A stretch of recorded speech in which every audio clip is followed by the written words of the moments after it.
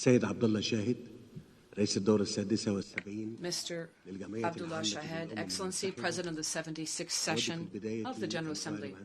I would like to first and foremost congratulate you and your country on assuming the presidency of the current session of the General Assembly of the United Nations, and I wish you every success in your endeavors. I also commend the central role of the Secretary General of the United Nations through his tireless efforts to uphold the principles of the Charter.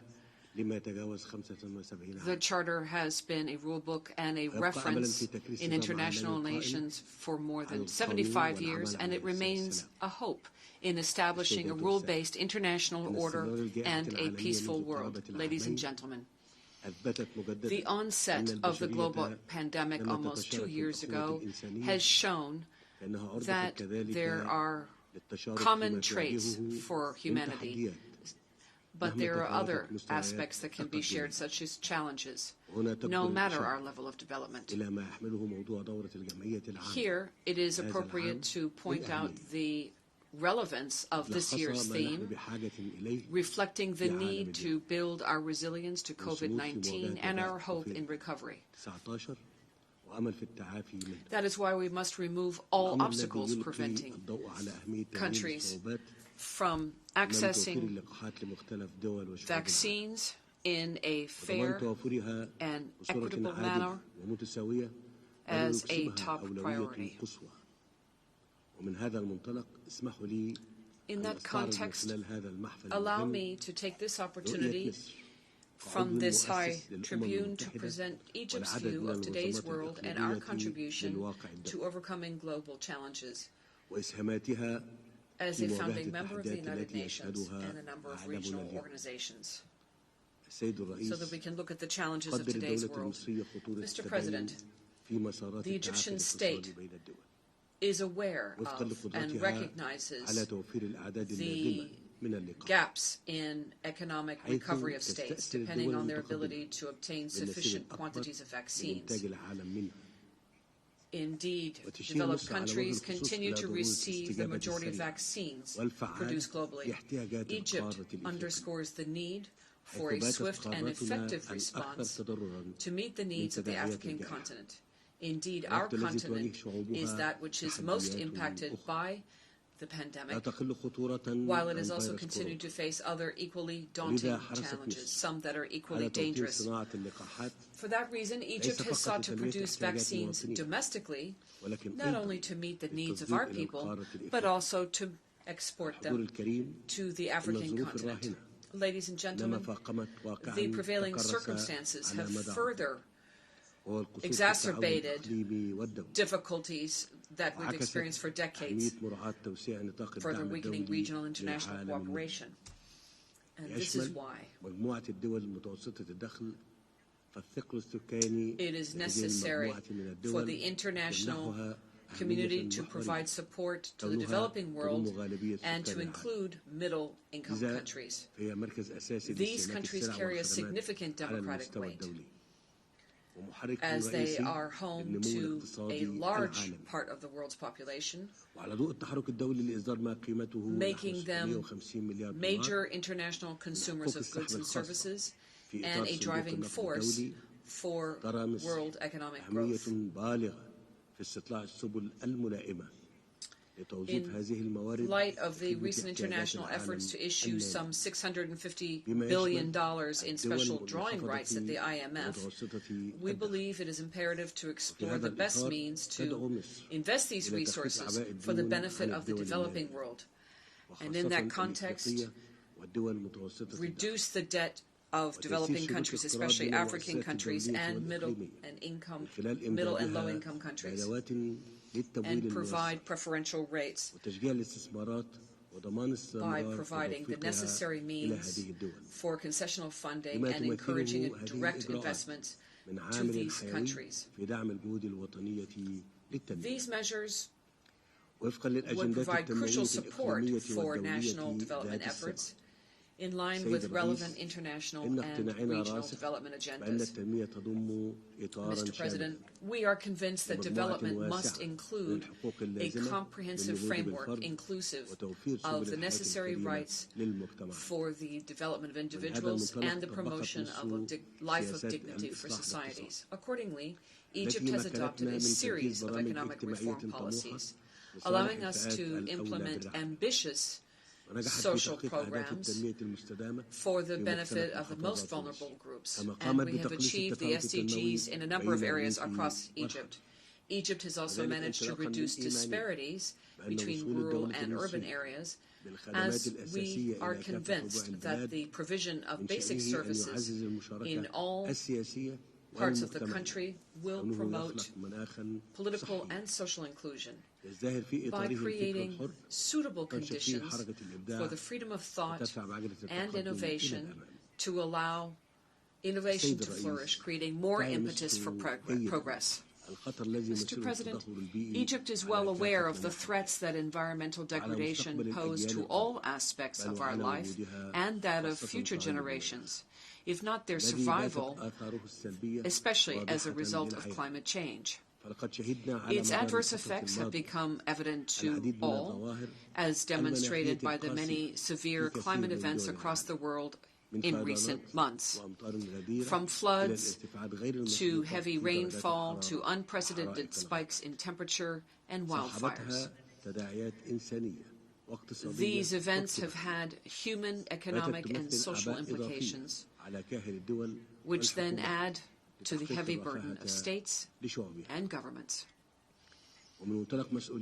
struggling to guarantee the prosperity and well-being of their people. Given our common moral responsibility towards future generation and in line with our national vision and international commitments, Egypt spares no effort for greater coordination on climate issues. This is important if we are to avoid the point of no return, a point at which climate change would have become so entrenched it would be impossible to roll back.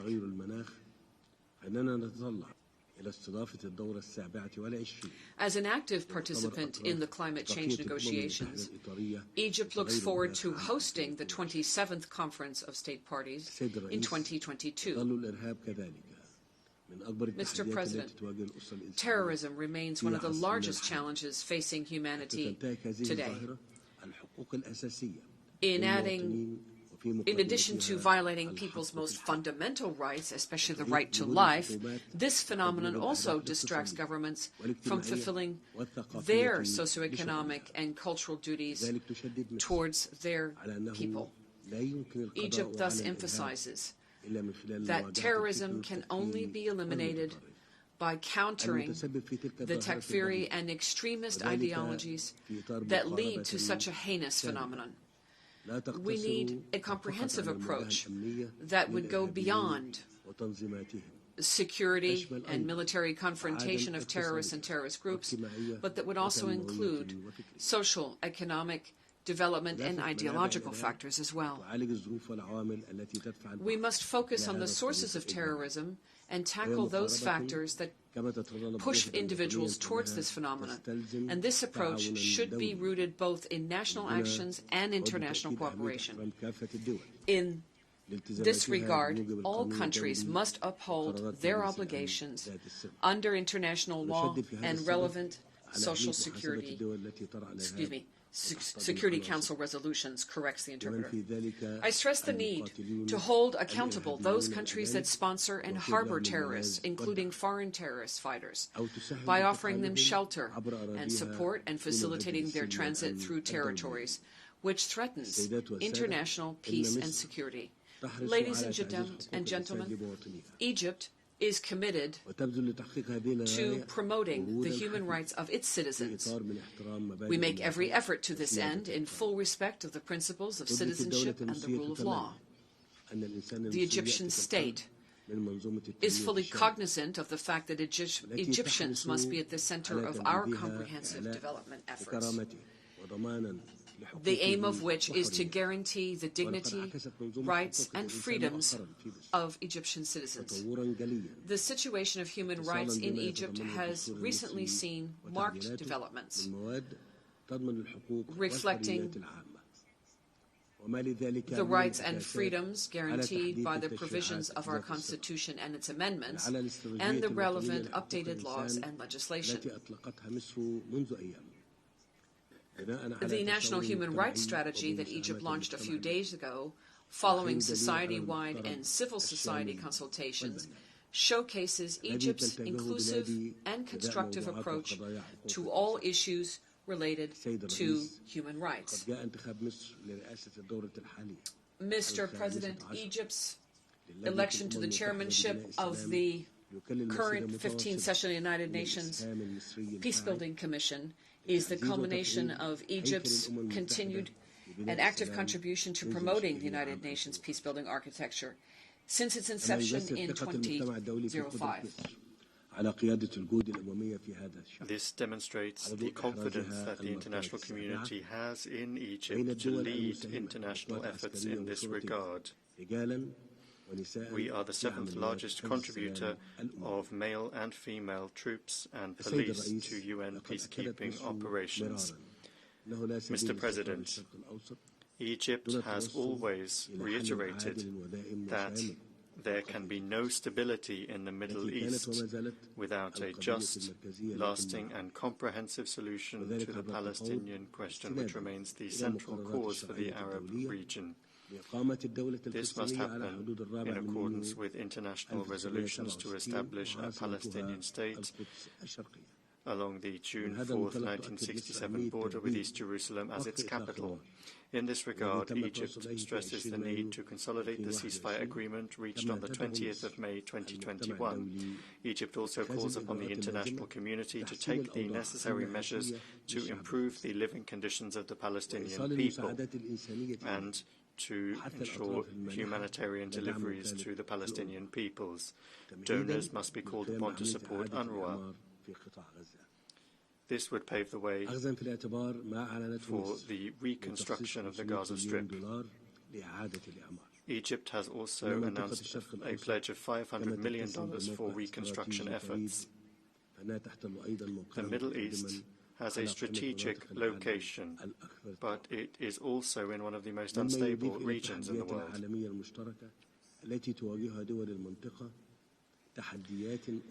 This compounds global and shared challenges. This means that there are specific challenges faced by countries in the region.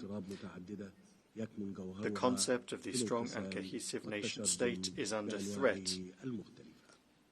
from factors including division and fragmentation, be it sectarian, political or ethnic division.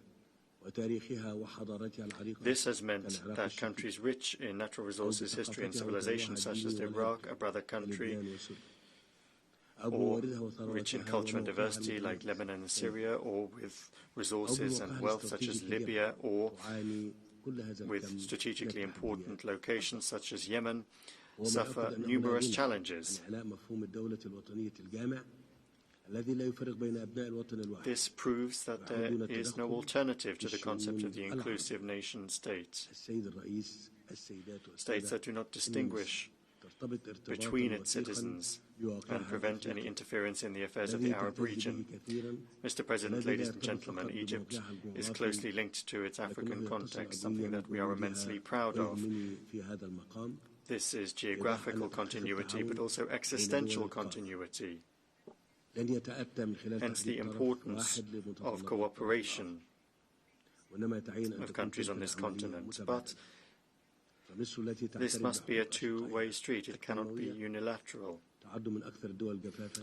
being determined by one party to the detriment of others. Egypt recognizes its neighbors' right to development, but we are a country that suffers from droughts, and people live under the water poverty line.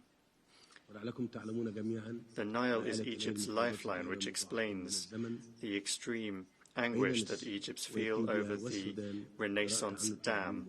You are probably all aware of the current state of the negotiations between Egypt, Ethiopia and Sudan, which have lasted for 10 years.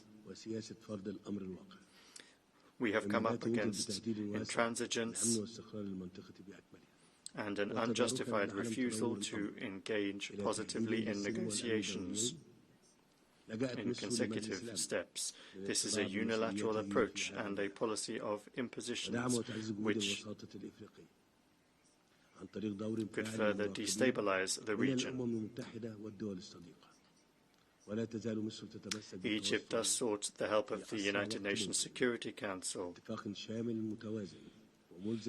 to send UN observers and bolster African mediation efforts. Egypt remains committed to reaching, as soon as possible, a comprehensive, balanced and legally binding agreement on the filling and operation of the Ethiopian dam. This aims at ensuring the survival of 150 million people in Egypt and Sudan and to avoid causing irreparable damage to the peoples of both countries. This is based not only on the values of equity and logic, but also on robust international legal grounds, which call for the fair and just use of joint water resources in international rivers. Ladies and gentlemen,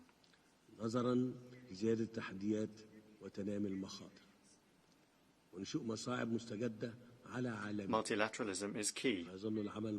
We are facing a great many challenges and difficulties. However, multilateralism remains our only refuge from escalating conflicts and disputes.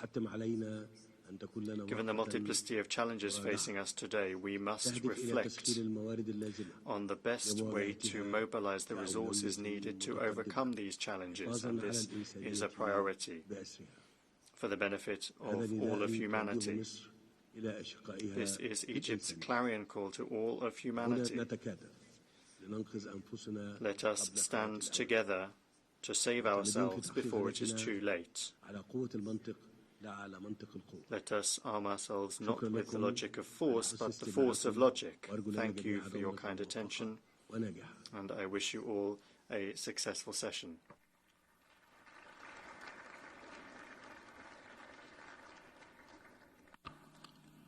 On behalf of the General Assembly, I wish to thank the President of the Arab Republic of Egypt for the statement just made.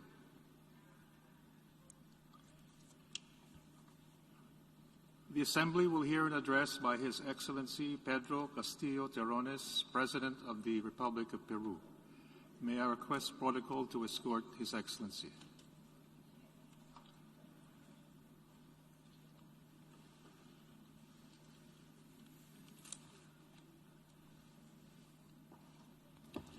On behalf of the General Assembly, I have the honor to welcome to the United Nations His Excellency Pedro Castillo Terrones, President of the Republic of Peru, and to invite him to address the Assembly. Señor Presidente de la Asamblea General, Mr. President of the General Assembly, Mr. Secretary General, Excelencias, Excellencies, señoras y señores, ladies and gentlemen, el